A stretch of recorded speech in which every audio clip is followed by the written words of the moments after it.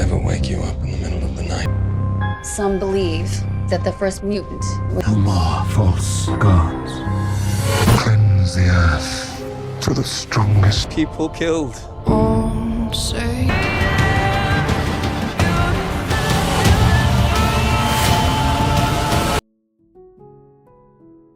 Apocalypse, the first living mutant, rose as pharaoh of ancient Egypt in 3600 BC. As his body began to age, he needed to find a new one to possess. He chose the body of a mutant with insane regenerative abilities.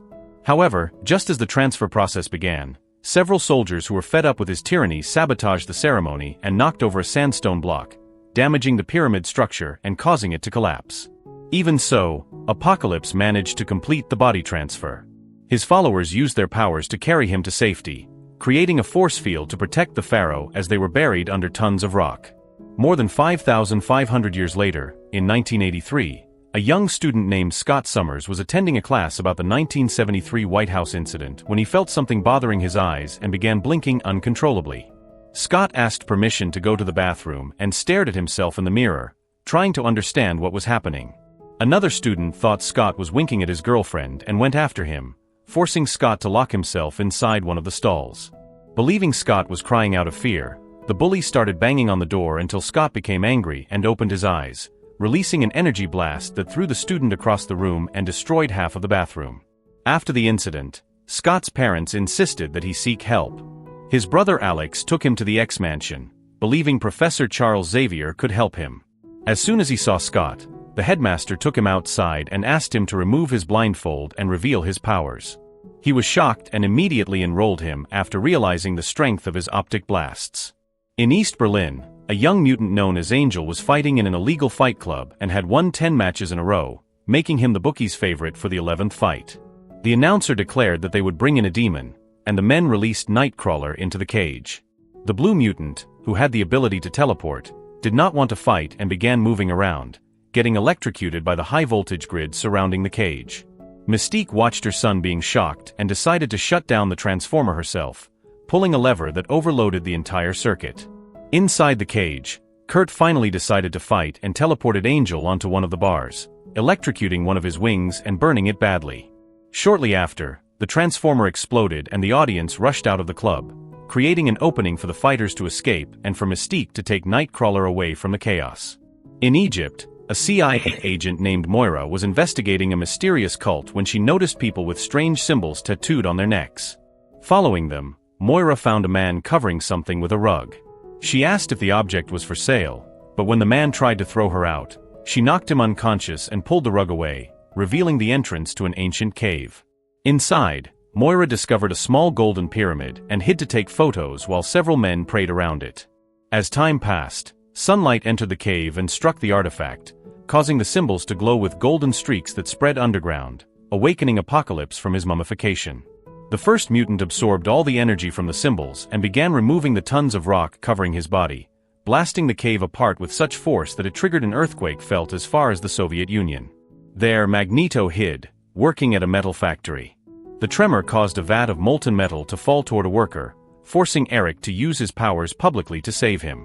Realizing his true nature was exposed, Magneto fled and told his wife to get their daughter ready. When she went to the bedroom, their daughter was gone. Desperate, Eric ran through the forest and found his daughter in the hands of Soviet soldiers armed with bows, claiming they wanted to talk. Police showed him a newspaper about the 1973 White House attack, accusing him of causing countless deaths. Magneto agreed to turn himself in if his daughter was released. The girl panicked when she saw him taken and awakened her powers, summoning hundreds of birds to attack the police. Amid the chaos, a soldier's arrow pierced her back and struck Eric's wife in the heart, killing them both. In shock, Magneto mourned his family. His grief turned into vengeance. Using the pendant he had given his daughter, he struck each soldier in the neck, killing over 10 men in a second. At the X-Mansion, Jean Grey had visions of Apocalypse. Professor Xavier entered her mind and snapped her out of the trance. Experiencing the same vision, Charles worried it was a warning about the end of the world, possibly linked to the earthquake. Using the neural helmet, he projected his mind to Cairo. There, he recognized Moira leaving the cave and contacted her to learn what the CIA knew about the tremors. Apocalypse emerged from his tomb, walking through the streets. He saw a young girl create a sandstorm and steal from merchants. Cornered, the girl encountered Apocalypse, who asked who ruled the world. Speaking in ancient Egyptian, he beheaded merchants with a cloud of sand and petrified another man. At the CIA, Alex and Xavier asked Moira about Egypt. She revealed she had investigated a cult that believed in a first mutant, Apocalypse, born tens of thousands of years ago. With the power to take over bodies, he stole abilities from hosts over millennia. Apocalypse chose 4 followers to expand his abilities and serve as bodyguards. Now returned, he planned to repeat it. His first choice was Storm.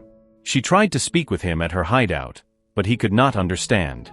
He connected to a television, learned modern languages, and discovered the last 5 millennia's events. Apocalypse decided the weak had taken control of Earth and amplified Storm's powers to help him execute his plan. In Berlin, Mystique bought fake documents from Caliban so Kurt could leave the country. While taking photos, Caliban revealed what had happened to Magneto's family. Mystique abandoned her plans and traveled to the United States to inform Xavier. After they leave, Storm and Apocalypse go to a merchant and ask for information about powerful mutants. Because they have no money, Caliban refuses to give any information and pulls out his revolver. The weapon is easily disintegrated by the first mutant. Realizing the merchant is in danger, Piet decides to protect him. She uses her powers to materialize a sword and threatens Apocalypse. Apocalypse does not feel threatened. Instead, he is intrigued by Piet's abilities and decides to recruit her. He amplifies her powers and promises her freedom. Soon after, Psylocke teleports them to where Angel is. Apocalypse decides to recruit him as well. He repairs Angel's wings and transforms him into Archangel, a mutant with metallic wings who can fire his feathers like daggers. In present-day Poland, Magneto decides to complete his revenge. He goes to the metal factory where he works. He locks all the doors and shuts down the equipment. He then draws everyone's attention and says that their families will soon feel the same pain he is feeling. He declares that he will eliminate each and every one of them. At that moment, Storm and the others appear behind Eric. Eric thinks they are there to stop him, but Apocalypse says they did not come for that. He uses his powers to disintegrate the bodies of all the humans there. Afterward, the first mutant says he came for Eric and invites him to join them. Apocalypse takes Magneto to a prison in Poland, where his powers were first born. There, Apocalypse recalls all the suffering Eric has endured.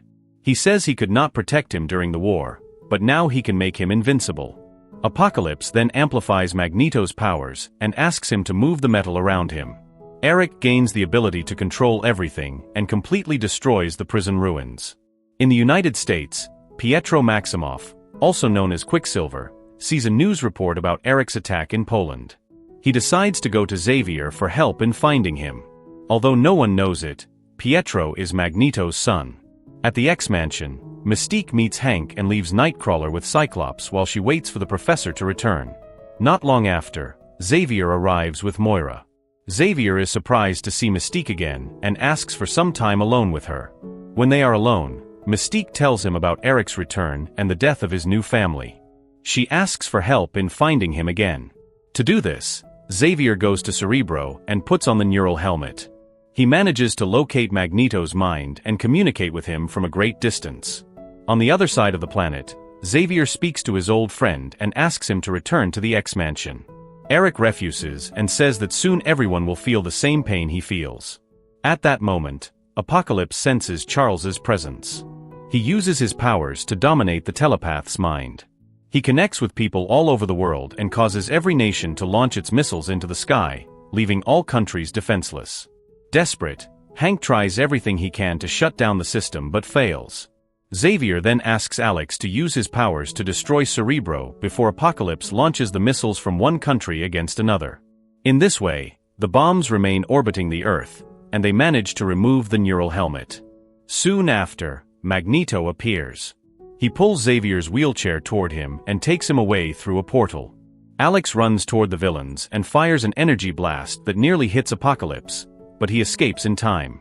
Alex's shot instead hits one of the mansion's machines and triggers a massive explosion. Quicksilver realizes something is wrong and uses his super speed to slow down time and run inside.